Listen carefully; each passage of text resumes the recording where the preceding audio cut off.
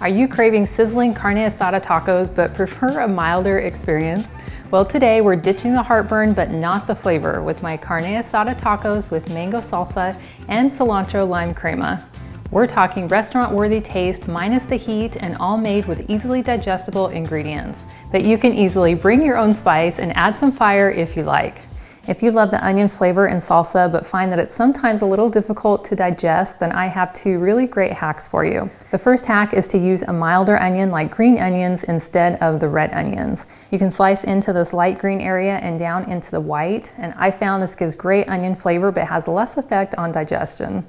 My second hack allows us to enjoy our red onions, but we're going to saute them first because cooking them down makes them softer and easier to digest. Now, you're welcome to jot down the ingredients as we go along, but to make it even easier, you can click on the link in the video description below to the full recipe and notes that's on my website, gentletummy.com.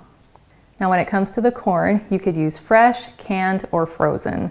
If you're going to use the canned corn, make sure you rinse it really well. I'm going to go ahead and just use 1 cup of frozen corn. And then I have 2 cloves of garlic that I finely diced. Now we're going to add some flavor magic in 3 ways. We're going to saute our red onions, which is going to soften them so they're easy to digest. And then we're going to pan grill our corn, which really enhances its naturally sweet flavor. Then we're going to saute our garlic to cut down on that sharp taste and infuse that flavor in our corn and our onions. First, you want to bring your pan or skillet to medium-high heat. I'm using my hexclad hybrid pan, which combines the benefits of a cast iron pan and a nonstick pan in one. Then I'm going to add a teaspoon of olive oil and spread it around the pan. Then we can dump in our frozen corn and give it a good stir. And then we'll allow it to cook for about a minute, and then we can add in the red onion. Then we'll allow the onion to cook and soften a little for about another minute before we add in our garlic. And once we add the garlic, we'll want to give this a good stir just so all our flavors can meld together. Then we'll want to continue to cook it and stir occasionally until the corn has a little bit of toasted color on it. Then we'll turn off the heat and transfer the mixture to a plate lined with a paper towel. And this will help absorb any excess oil and moisture. Now that we've finished pan grilling the corn and the onions, we can go ahead and move forward with the rest of our salsa. So we're going to start by cutting a large mango. And if you've never cut one of these before, they can be a little bit tricky. So you just have to imagine that there's a big, giant, flat seed inside of the mango that runs across the widest part of the mango. So the first thing we want to do is make a slice that is just to the side of that seed. And we'll just cut all the way through the mango. And you can see just the side of the seed poking through. So now we're going to do the same thing to the other side of the mango. We're trying to get as close to the seed as we can without going through it. And then we can come in and try to find the edge of our seed. And then you can save your seed and munch off all the extra mango later. Now, to get the mango out of these 2 halves, we're going to first go through and very carefully slice through our mango, but not through the peel. We're going to cut these strips about a 1/2 inch apart. Then we'll repeat going the other direction. And once we've made all of our cuts, we'll go ahead and just kind of flip the piece open so that all of those little parts fan out. And then we can easily go through and cut them off the skin. And if your mango is really ripe, you can even just use a spoon and scrape these out. And then we can go through and cut down any larger pieces so they're all nice and bite-sized. And then add them to our mixing bowl. Now, after we slice 1 large mango or 2 medium mangoes, we'll end up with about 1 cup of diced mango. Next, we can add the tomatoes, and you can use any variety of tomatoes that you like. I really like using these grape tomatoes because they're just really cute and I think add a really great aesthetic to this salsa. I like to cut my grape tomatoes crosswise so that I have these really cute little circular shapes. So then we'll add our 1/2 cup of chopped tomatoes to our mixing bowl. Next, we'll add in our sauteed corn and onions. And then I'll squeeze in the juice of 2 limes. Then we'll add in about 1/4 cup of some chopped cilantro leaves. And for a little extra sweetness, we'll add a tablespoon of honey. And lastly, I'll add in about 1/4 teaspoon of salt, but you could certainly adjust this to taste. And then we'll give this a good mix with our spatula and then transfer it to our serving bowl.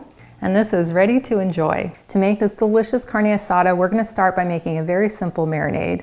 So in a bowl or shallow dish, we're going to start by adding 1/4 cup of orange juice, 1/4 cup of avocado oil. You could also use light olive oil.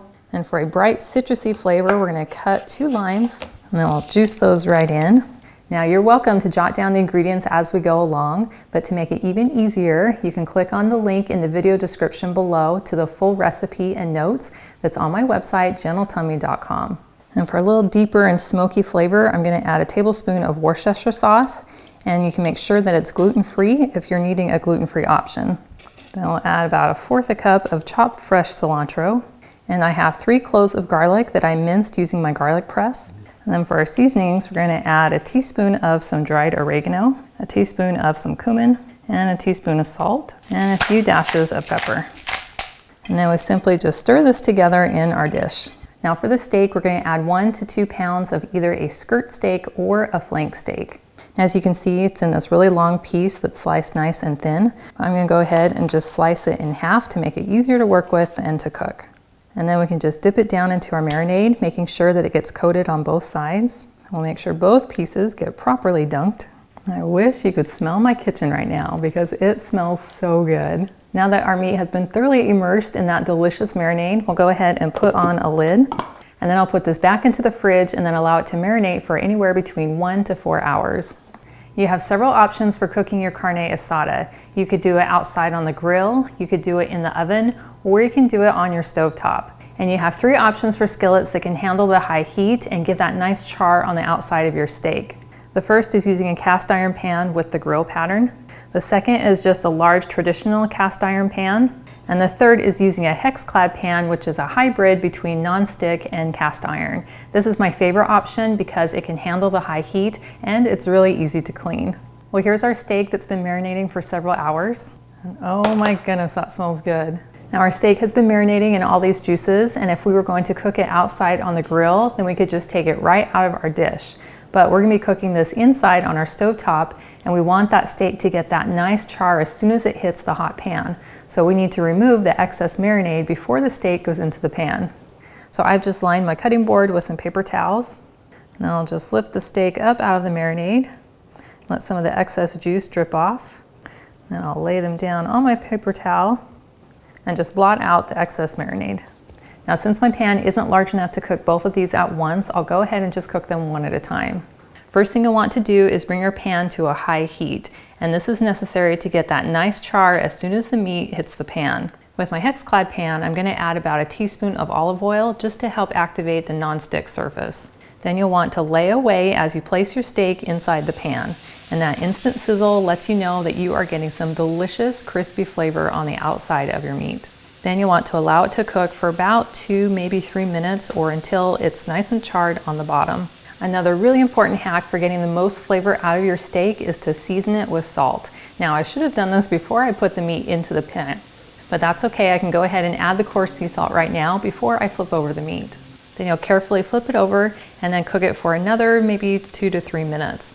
Now, for the most accurate results, you'll want to use a meat thermometer to check the internal temperature. For rare, you'll want it to be around 130 degrees Fahrenheit, and for medium rare, you'll want it to be around 140 degrees. Mine is averaging about 140, 145, so it is done and ready to come out of the pan. So I'm going to turn off the heat and then just remove the meat from the pan and transfer it to a plate.